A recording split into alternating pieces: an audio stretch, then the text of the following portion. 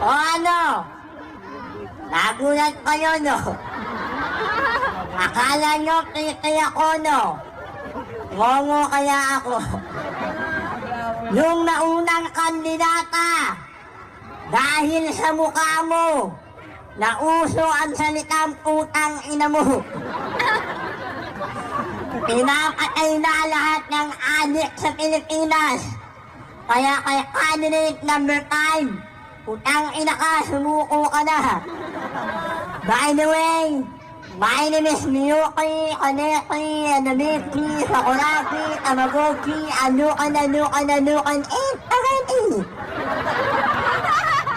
all the way from the land of USA.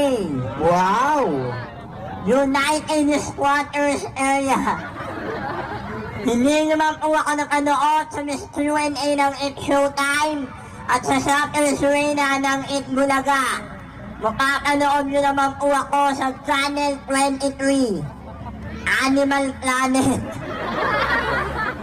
Kamay-kamay po ninyong palakpakan at siyawan. Ako po si Jason Bugdong 14. Ako po ang sekretary ng barangay nyo.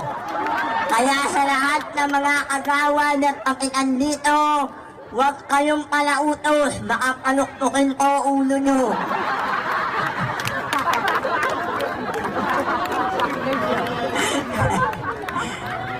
Awa ng awa to. Dahil mo. Sabay-sabay po ninyong palakpakan at siyawan ang baklang ng kauso ng pastas na swimsuit sa buong Pilipinas. Ang babaeng magmula sa langit, bumagsak sa lupa. Nauna muka, kaya may biyak sa bunganga. Your one and only Facebook and YouTube sensation, Binibining Barbie. Barbie Ngot Cortesa, na nag-iiwak kung ang ina mo. Hindi na nga maintindihan, no? Lolo na nga ako. Ayan naman.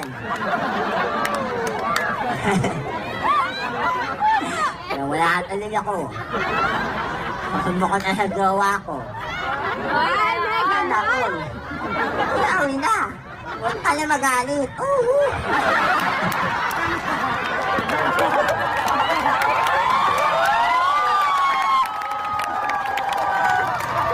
Sabay-sabay ko yung kaya-kakaliwan, binibining dami ng Cortesa na nag-iiwan sa inyo ng isang katotohanang kataga na dito sa mundo, marami pong mga mata ang mapanlait at mapanukso.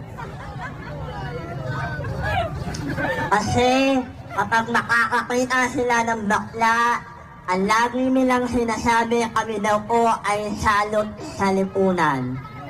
Mahirap po ang magpakatao kung hindi ka po tunay na tao. Tama. Mahirap po ang magpakababae kung hindi ka po tunay na babae. Ama. Mahirap din po ang magpakalalaki kung hindi ka po tunay na lalaki. Tama. Ngunit, mas mahirap mabuhay sa mundo yung pinanganak kang tomboy pero princess ang pangalan mo. Puta na kayo, tomboy ah. Para sa lahat ng mga kalalakihan, ang kakapal ng mukha nyo, bibigyan na nga namin kayo ng 500 piso. Gusto nyo pa 10,000. Ano akala nyo sa titi nyo? May korneto.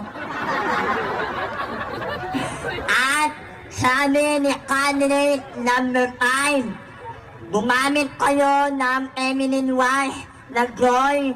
Huwag kayong maniniwala. Alam nyo kung anong gagamitin nyo? Gumamit kayo ng Red Horse. Malakas ang tama pero hindi wasak. Maraming salamat po.